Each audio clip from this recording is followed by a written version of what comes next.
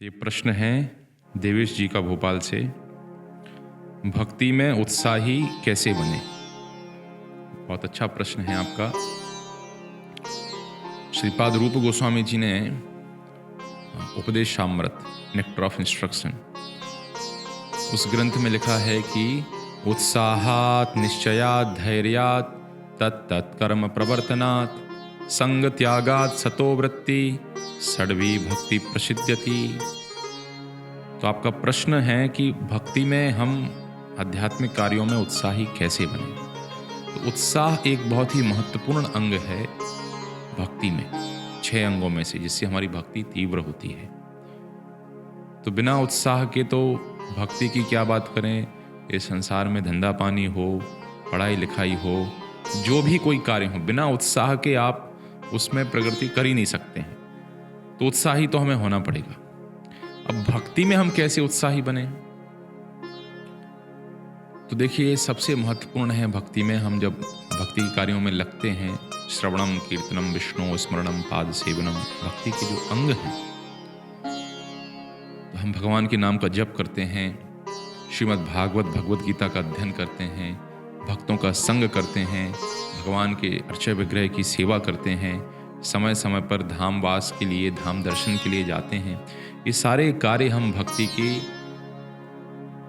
पद्धति के अंदर हम इन कार्यों को स्वीकार करते हैं। तो अब हमें उत्साही बनना है। उत्साह हमारा कम हो रहा है, तो एक बात का तो हमेशा ध्यान रखिए कि भक्ति में ऐसे नहीं होता कि हमेशा आपका उत्साह बना ही रहेगा। कभी कभी उत्साह कम भी होता है, तो हमें ऐसे महसूस नहीं करना चाहिए कि अब तो हम सब पूरे एकदम नष्ट हुए जा रहे हैं। नहीं, कभी कभी ऐसी परिस्थितियां आती हैं। तो ऐसे समय हम क्या करें कि हम प्रयास करें, जो भक्ति की अलग अलग विधियां हैं, जो भक्ति के अलग अलग अंग हैं, उन अंगों के महत्व के विषय में हम सुने, उनके लाभ के विषय में जाने। हम सुने कि भाई हरिनाम के जप से क्या लाभ होते हैं और हरिनाम जप की क्या महिमा है, हरिनाम जप का क्या महत्व है, ये हम सुने। भागवत की महिमा के विषय में सुने कि भागवत श्रवण के क्या लाभ हैं, भागवत कोई व्यक्ति श्रवण करे उसकी क्या महिमा है, भगवान के अर्चय विग्रह की सेवा की महिमा और लाभ के विषय में सुने। तो इस प्रकार से भगवान के धाम में किस चेतना के साथ जाया जाए, किस प्रकार से वहाँ पर निवास किया जाए, इसके विषय में यदि हम सुनेंगे तो हम बहुत ही गंभीरता पूर्वक और अच्छे तरीके से इन सारी विधियों का पालन कर पाएंगे। तो ये आपको पहला कार्य करना है कि गंभीरता पूर्वक पालन करने के लिए श्रवण करिए इनके महत्व का, इनके लाभ का। ये बहुत जरूरी है।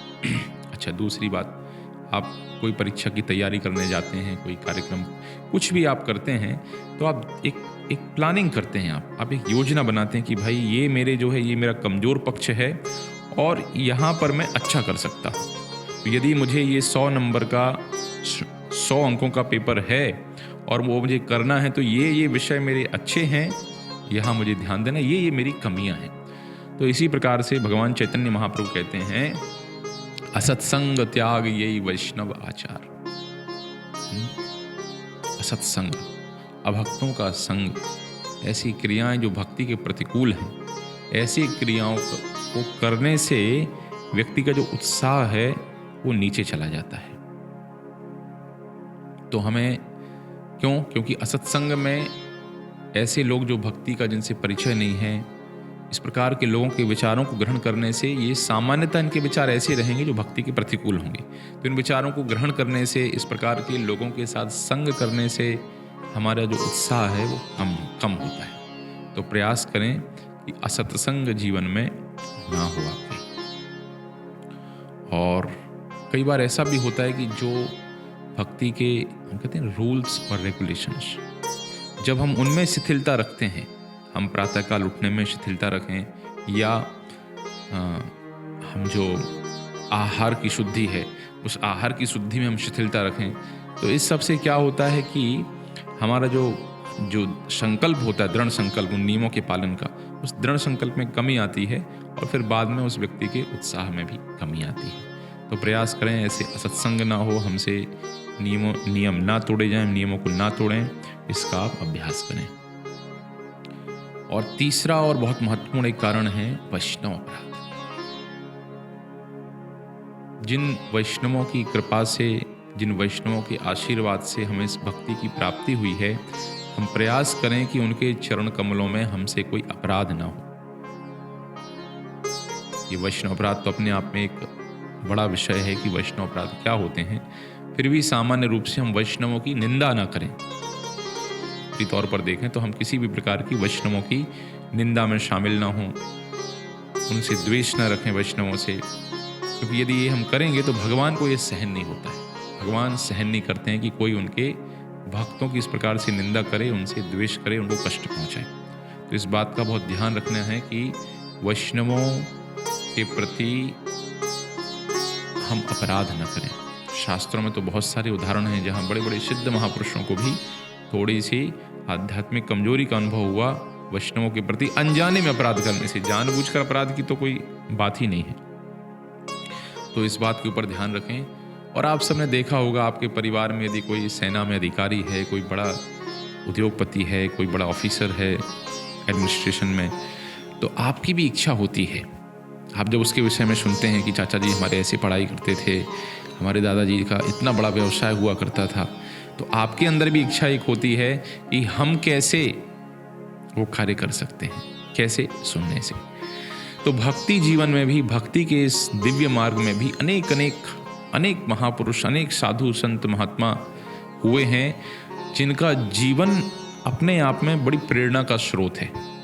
उनके जीवन में जो उतार चढ़ाव आए, जो समस्याएं आई, और किस प्रकार से उन्होंने उन समस्याओं का समाधान किया, उन समस्याओं के लिए उन्होंने कैसे रिस्पॉन्स किया, कैसे उन्होंने उसको अपने जीवन में आध्यात्मिक दृष्टिकोण से उन समस्याओं का समाधान किया।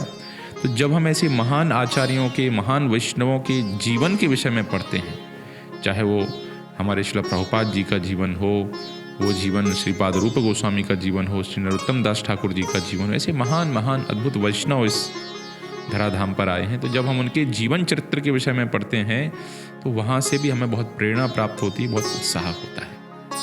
तो महापुरुष अर्थात भक्ति जीवन में जिन्होंने अपने आप को समर्पित किया है, उनके जीवन चरित्र के विषय में पढ़ें या उनके जीवन चरित्र के विषय में सुने, तो स्वाभाविक रूप से आपका उत्साह भक्ति में बहुत बढ़ेगा। और जैसे हम कहते हैं ना कि मोबाइल होता है हमारा, तो मोबाइल में क्या होता है कि चार्जिंग उसको बार बार करना होता है, हमें चार्जिंग बार बार चार्जिंग करनी होती है। एक दिन चार्ज करेंगे तो ठीक है, किसी अच्छी बैटरी है तो 2 दिन चलती है।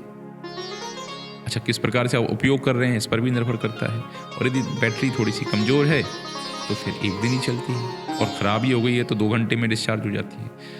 तो जैसे मोबाइल को बार बार चार्ज करने की आवश्यकता होती है ताकि मोबाइल काम करता रहे, इसी प्रकार से हमें भी भक्ति जीवन में चार्ज होने की आवश्यकता होती है।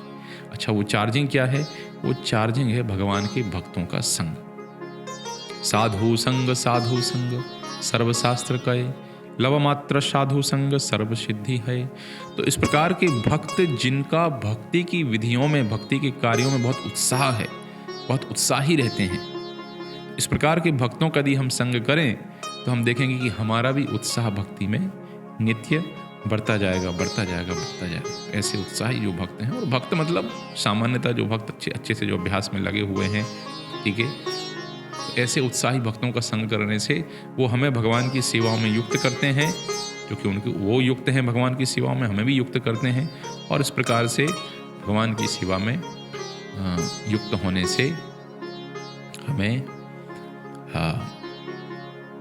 हम श्रेष्ठता को प्राप्त करते हैं, उत्साह हमारा बना रहता है। और एक बात और मैं आपसे विशेष रूप से कहना चाहूँगा, चूँकि आपने उत्साह के विषय में प्रश्न पूछा है। देखिए, जब कोई कार्य श्रेष्ठ हो तो उसमें हमें अच्छा लगे या अच्छा हमें ना लगे। जैसे कि किसी व्यक्ति को कोई बीमारी हुई है, उस बीमारी को तो हमें, उस रोग को तो ठीक करना है। उस रोग के ठीक करने में कोई दवाई बड़ी कड़वी हो, हमें अच्छी लगे या ना लगे, या कोई ऐसे विधि विधान का उसमें पालन करना पड़े, आयुर्वेद में बहुत सारे विधि विधान होते हैं, तो वो हमें अच्छा लगे या अच्छा ना लगे, उसके लिए हमें उत्साह आए या उत्साह ना आए। यदि हमें उस रोग को ठीक करना है तो वो जो दवाई है, वो जो औषधि है उसका सेवन हमें करना ही होगा। तो इसी प्रकार से हमें पता है, इस भौतिक हरि नंद तनुज किंकरम पतितम माम विषमे भवाम बुध, इस भौतिक संसार में हम सभी गिर गए हैं। हम सभी गिर गए हैं और हमें इस भौतिक संसार से बाहर निकलना है, और बाहर निकलने का माध्यम है भगवान की शुद्ध भक्ति। उस भक्ति के माध्यम से हम बाहर निकल गए हैं।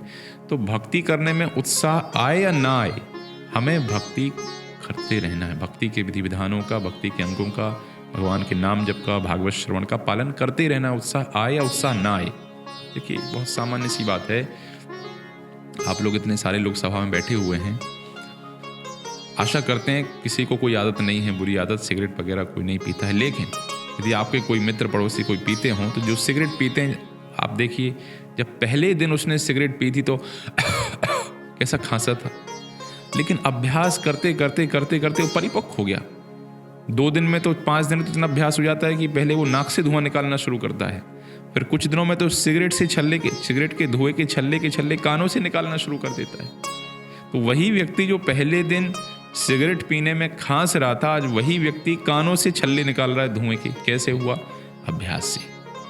तो इसलिए हमें उत्साह आए या ना आए, हम भक्ति के कार्यों का अभ्यास करते रहें। अभ्यास करते करते करते करते करते करते एक दिन हम उत्साहपूर्वक उन कार्यों में हम लगेंगे। तो इस प्रकार से हम भक्ति में अपने उत्साह को बनाए रख सकते हैं, उत्साह को बढ़ा सकते हैं।